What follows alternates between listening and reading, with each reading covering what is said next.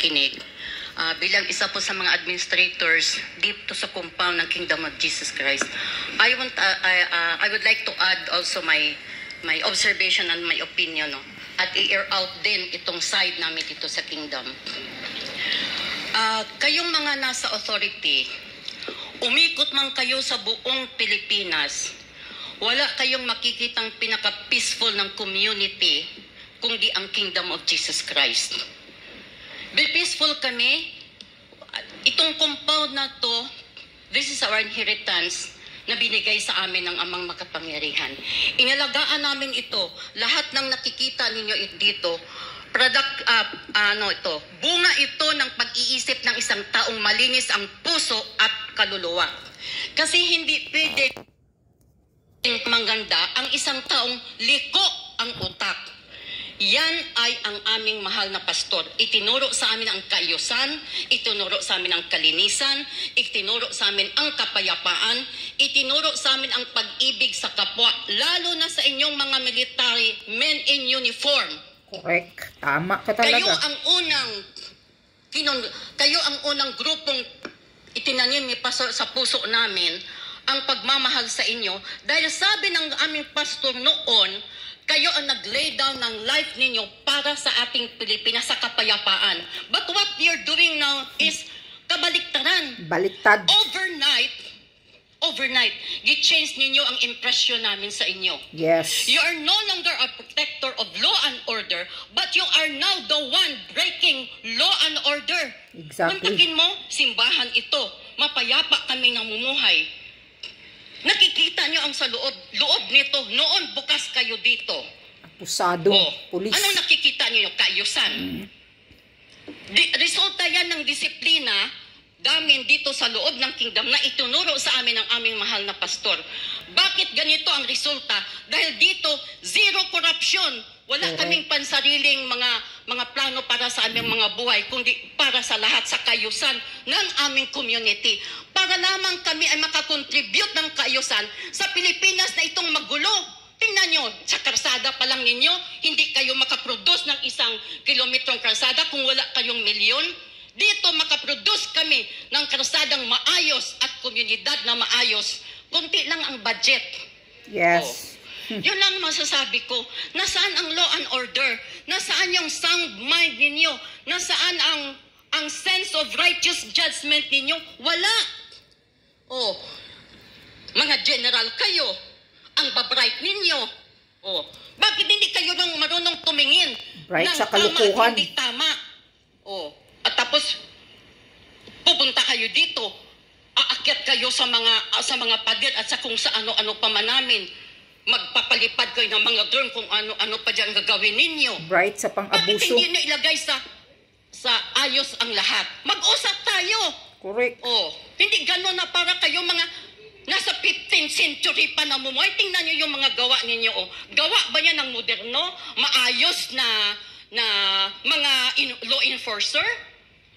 Sige, tanungin ko kayo. Gawa ng abusadong Ito coming pulis. from my heart. Tingnan ninyo yan. Nasaan ang kaayusan? Nasaan ang law and order? Correct. Tama ka talaga. Wala. You are no longer in your sanity. You are beyond. Ewan ko kung ano naka-influence sa inyo. Demonyo. Kung ano ang utak ng leader ninyo, yan ang resulta ng gawa ninyo. Yes. Katulad na ang utak ng aming mahal na pastor at puso ay nasa kaayusan. Tingnan ninyo saan man kayo pumunta. Kaayusan, pagbabago, peace, love. Pero, hindi niyo ma-appreciate. Kasi nga, meron kayong mga malicious intent. Pera. Yun ang inyo. Greed of power. Yan ang inyo. Correct. Binigyan kayo ng power ng sambayanang Pilipino. Kayong nasa power, lalo nga kayo nasa Malacanang BBM, you are the president of the whole Philippines. Yung nag-vote sa inyo at hindi nagboto sa iyo, president ka ng buong Pilipinas. You should be the unifying factor of the Philippine people. Exactly. Pero tingnan yung ginagawa mo. Walang Kung kwinta. may puso ka, alam mong matino ang aming mahal na pastor. Pero tingnan ninyo. Tapos Pati kaming buong komunidad ito, idadamay ninyo.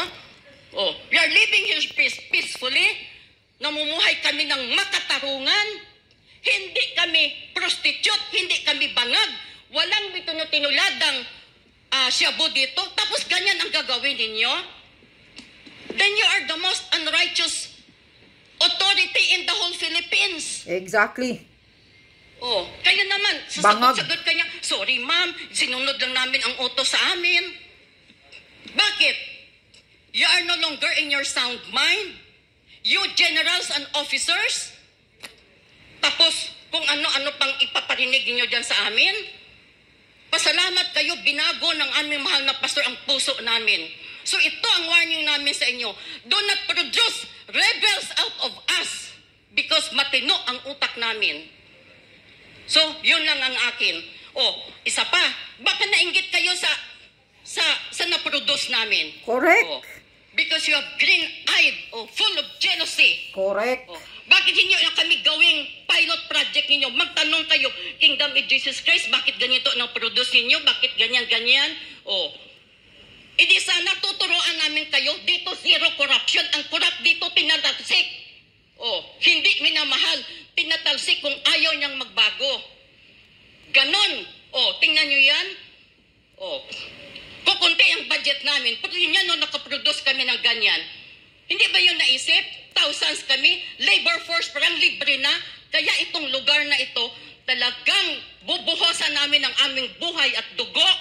Dahil yan ay production ng blood, sweat, and tears namin. Correct. Na hindi ninyo nakikita. Correct. Maraming pera ang gobyerno. Bakit hindi kami mag-produce ng ganyan din? Mas maganda pa. Billions, trillions ang pera ninyo. May budget kayo. May human resource kayo. Bakit hindi gawin yung matino upang ang buong Pilipinas maging paradise katulad niyan? Exactly. Kasi nga inggitero kayo.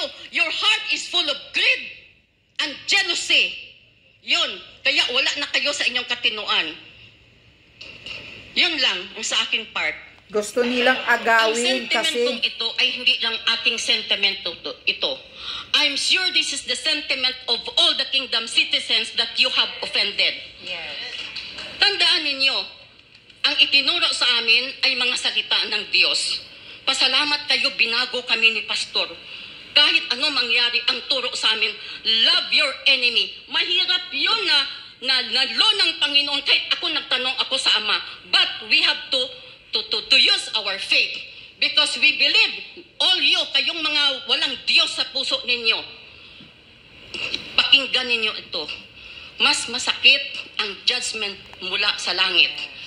The most, yung pinakamasakit na bayad sa kasalanan, yung nakagawa ka ng injustice sa kapwa mo. Correct. Tama. Yun ang paalala ko sa inyo. Kasi sinabi ng Panginoon, vengeance is mine. Yun ang pinanghahawakan namin. Pero itong sinasabi ko sa inyo, huwag ninyo kaming sagarin. Exactly. Huwag ninyo kaming sagarin. Matino kaming kausap, matino kaming kingdom citizen, matino kaming Filipino citizen. Oh, kaya huwag kayong ganyan-ganyan na kala niyo natatakot kami dyan sa mga patrol-patrol ninyo na yan? Kung totoo kayo mga law enforcer, aba dapat kuan kayo. Yun bang proud kayo? O di ba kaya may mga pangalan? Aba nahiya nga kayo ipakita ang mukha ninyo. Correct. Kasi nga mga wala tulisan. kayo sa kadiliman. Oh, yun ang masasabi ko sa inyo. Tama. You are no longer the police enforcer or the law enforcer we used to respect before. Sorry to say that. Yes. Because you don't deserve even that uniform. You don't deserve the Philippine flag. You don't deserve the Philippines. Yes. O, tingnan niyo, nahiya kayo. Kung di kayo nahiya, magpakita kayo. Ma'am, pinoproteksyonan namin kayo, ganito, ganyan. Di na, nakatago kayo sa kadiliman. Kung kayo ay mula sa kaliwanagan, dyan kayo. Huwag kayo doon sa malikod doon, magtago-tago doon sa mga kadamuhan. Kaya nga, tinatakpan yung mukha. Ninyo. Kung pogi kayo, ipakita ninyo. Para maging proud ang Philippine government sa inyo. Sinabi ninyo, at ikaw, Honorable President, batas is batas. Pwes, bigyan ninyo kami ng example paano kayo tumupad sa batas. Ha? Give us a fair treatment and fair trial. O kung ganon, ilan, sige. O, pero gamitin naman ninyo yung inyong utak kasi ang babright ninyo. O, ang kadit ninyo, ang high-tech. Hindi naman kayo mga bobo, kayo mga general. Bakit hindi kayo mag-investigate? Ganito, ganyan. O, yun ang sa amin ba? You are sowing fear. Alam ninyo, ubos na ang lahat naming takot at lahat naming ubos na. Isa lang na ang naiwan sa amin ngayon. Yun ang sinasabing ko, huwag ninyong sagarin kami. Kasi matino kaming kausap. Ilang beses kayong pumasok dito. In-entertain namin kayo bilang mga tao at mga officer na we respect before. I don't know, hindi ko na ma-describe ninyo yung feeling ko sa inyo. Kung papasilitain mo lang sa lutong lahat ng mga kingdom citizen, aywan ko lang. Oh, ako pa lang itong unang nagsalita kasi parang puputok ng dibdib ko ba? Kaya sinasabi ko sa inyo, huwag ninyong kaming sagarin, please. Do not produce rebels out of us. Oh, matino kami. Mula sa kadiliman, inayos ni pastor ang aming buhay. Tinuruan kami. Oh, anong turo niya sa amin noon? Mula sa inyo, maging matino kayo para naman makakontribute tayo sa Pilipinas. Di nakaproduce ako ng mga matitinong tao na katulad ninyo. But, tingnan ninyo, dinimonize ninyo ang aming mahal na pastor. Kami ang production ni pastor. Hindi niyo ba nakikita? Hindi niyo nakikita ang kahit lahat sa ang lugar na puntahan namin? Ang kadiliman magliliwanag. Oh, ang mabaho, babango. Ang basura, magiging garden. Oh. At ito pa, Mr. President, reminder ko sa iyo. I remember nung ikaw ay senador pa, kung ano ba yung position mo. You Senador na bangag. The prayer mountain. Hindi ko yan makakalimutan. Sinabi mo kay Pastor, Pastor, maganda ang lugar na ito. Anong ginawa mo? Pwede palang gawin ganito, Pastor, na ang Pilipinas. Anong sagot sa iyo ni Pastor? Makinig kang muli. I want to remind you of this. Oh, anong sabi ni Pastor sa iyo? Bong, dito kasi zero corruption. Oh, correct. Lahat ng blessing Yan, ng mukha ni Bangag dyan. Ikaw yan. Walang hiya. Diba? Yung lahat, yung tinatapakan mo dyan, production yan ng matinong utak at puso ng isang tao. Alam mo ba, yung inaapakan mo dyan, dugo at pawis namin, kami ang naabutan ng madaling araw, babae at lalaki, si Pastor ang nangunguna sa amin, kami ang nag-aayos ng mga bricks, ng mga simento, ng mga garden, ng lahat. Walang hiring, walang gasto. Yan ang tinatawag na bayanihan. Just imagine kung ma-unite mo ang Pilipinas, anong mangyayari sa Pilipinas? Correct. And remember, you are the president of those who voted for you and those who did not vote for you. You should be the unifying factor of the Philippine people. Hindi na dinidivide mo. Tingnan mo, ang gwapo-gwapong pa naman sana dyan noon. Bangag na yan. Wala akong pakialam sa tenga. Parang hindi man gwapo. May pakialam siguro ako sa hair. Yung bubuyog nga, tahimik na namumuhay doon sa kanyang bahay. Subukan mong bulabugin. Maliliit yun, ha? Oh. Kaya nga. Kayo, tahimik kami dito. Tapos, anong ginagawa namin dito sa loob daw? Ganito, ganyan. Pakialam ninyo. Hindi naman kami nag-target shooting dito kasi wala kaming barel. Oh. Wala ka ngayon. Wala pa kaming baril. Pinasurrender ninyo lahat. Oh, in good faith, binigay namin sa inyo.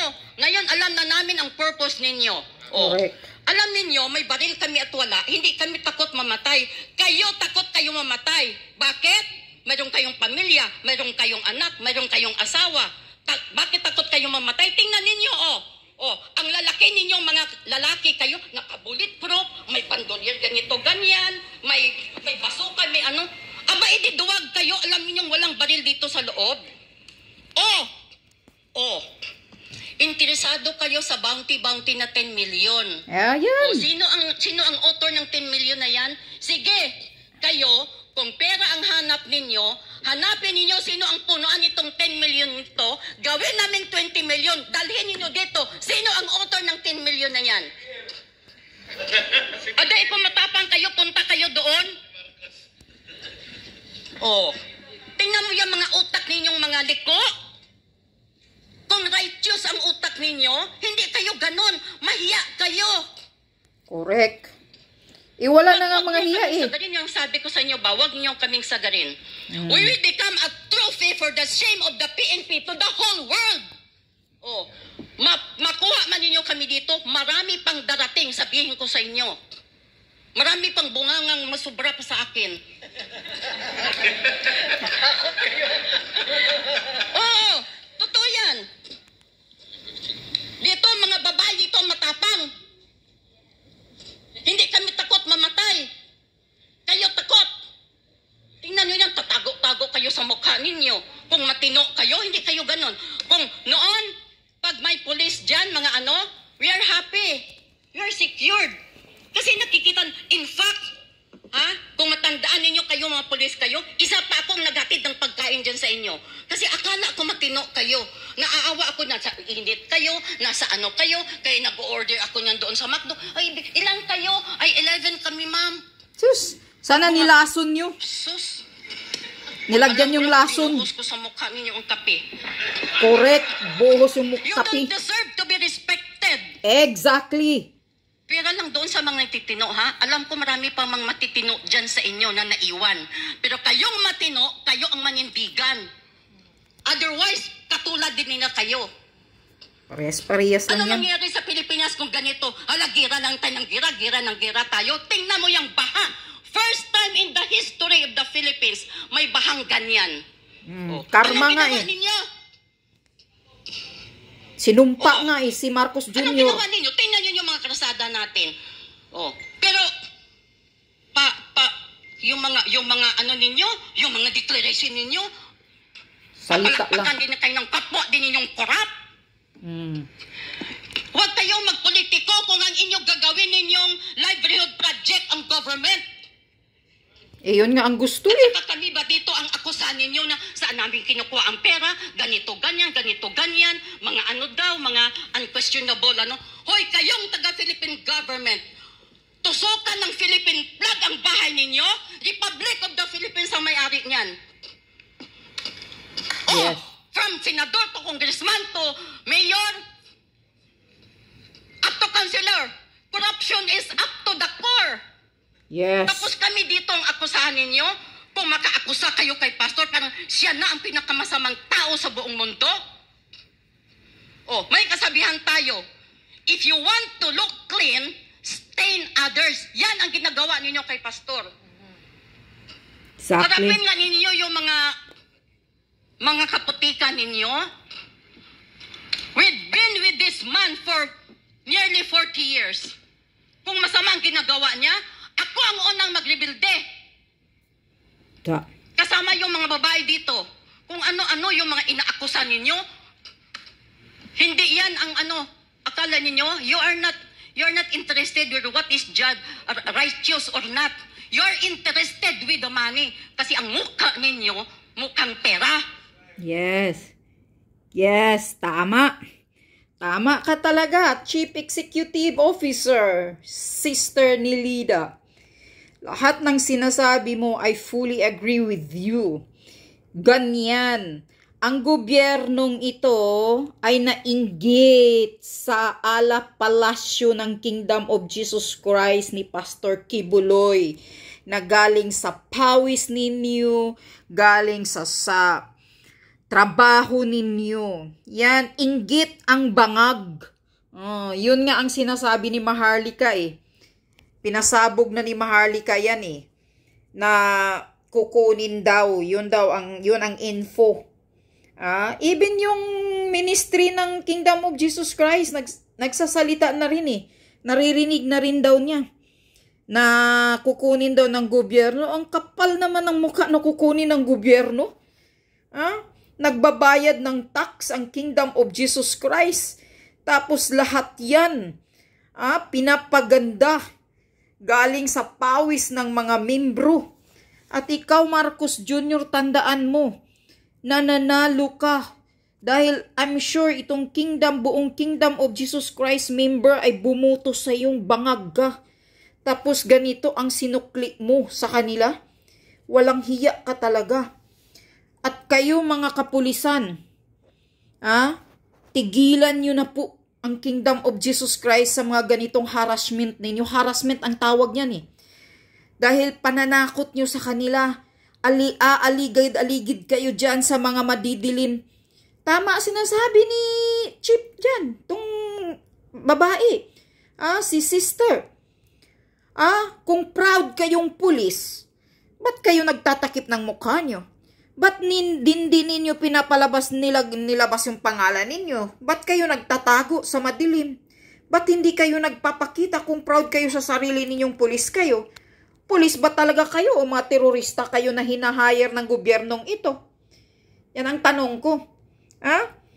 Kasi kung matino kayong pulis sa gobyerno, magpapakilala kayo ng maayos.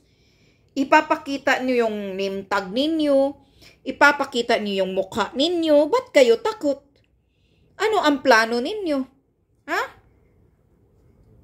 Pulis ba talaga kayo ng gobyerno o hiring terrorist kayo?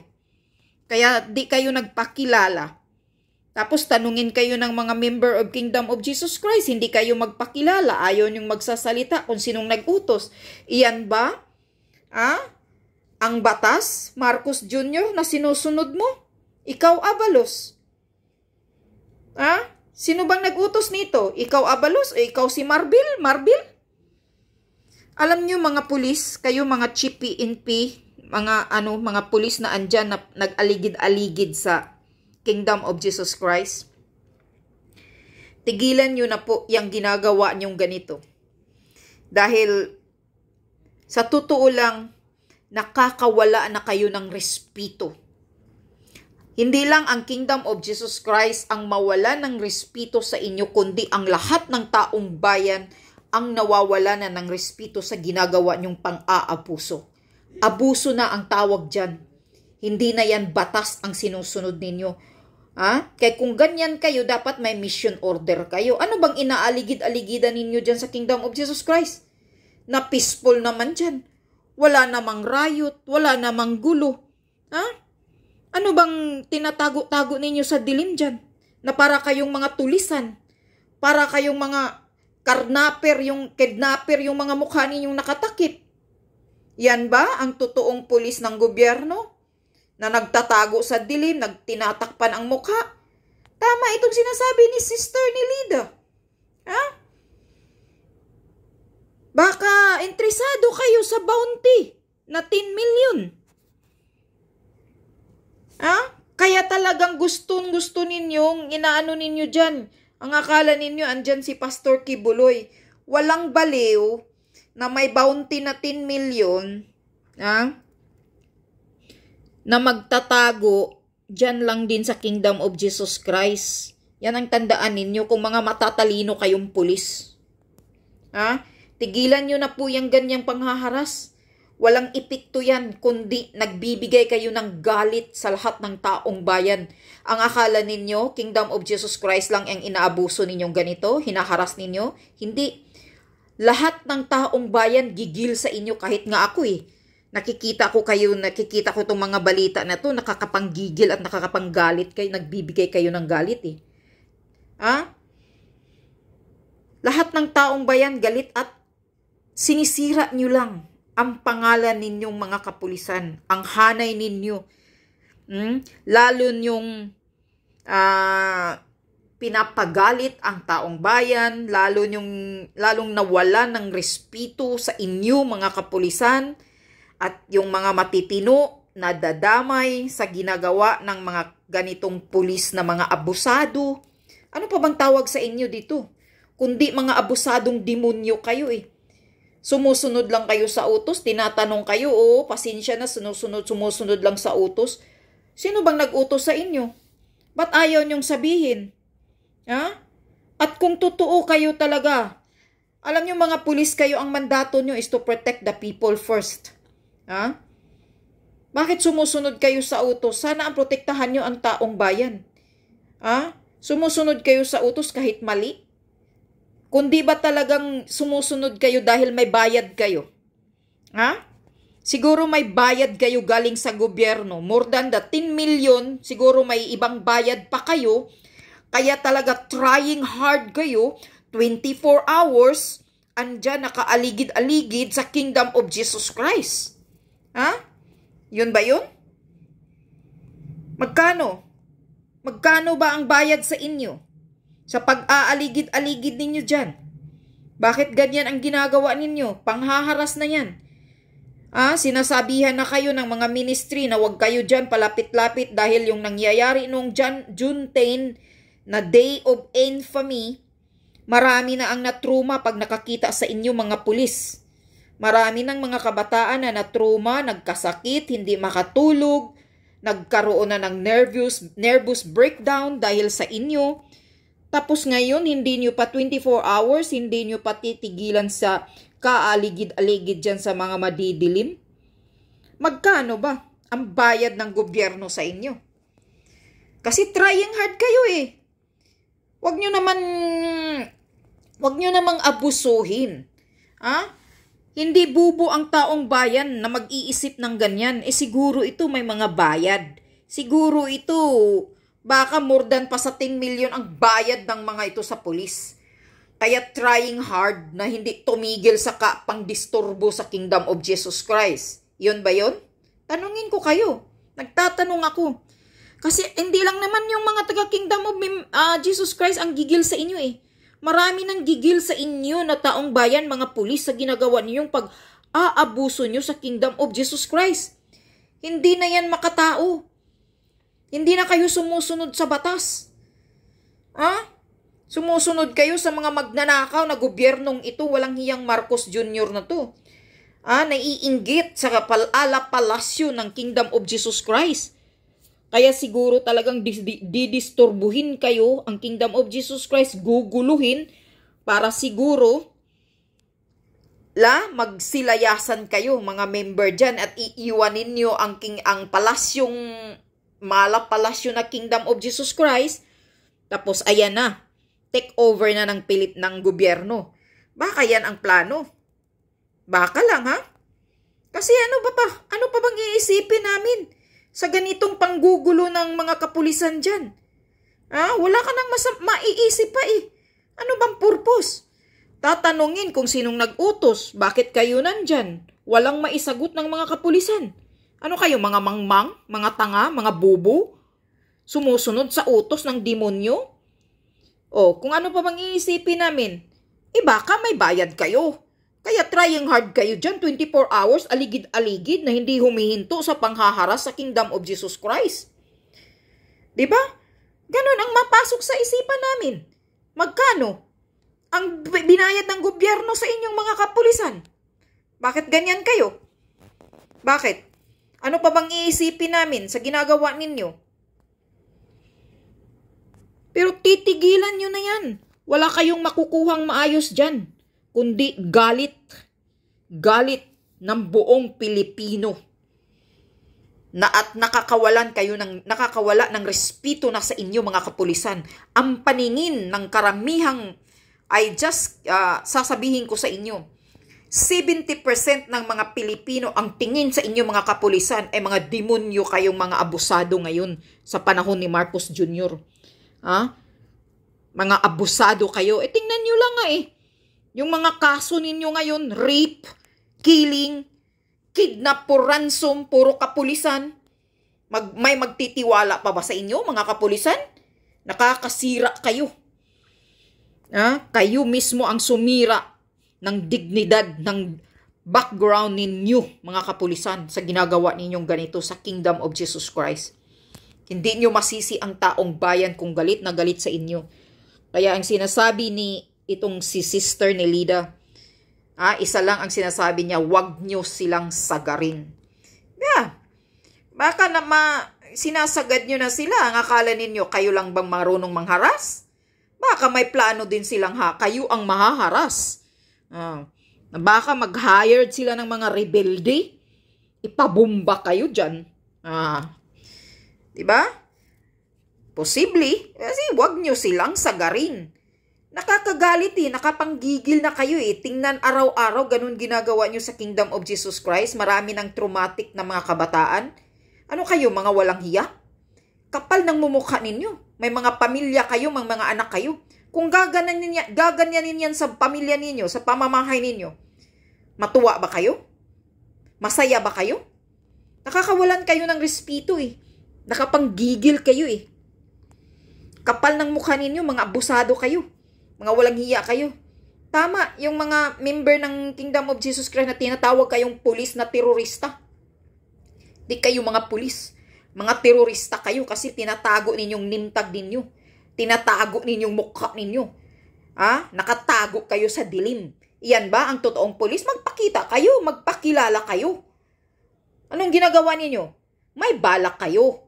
Panghaharas. Sobrang kapal ng mukha ninyo. Walang hiya kayo.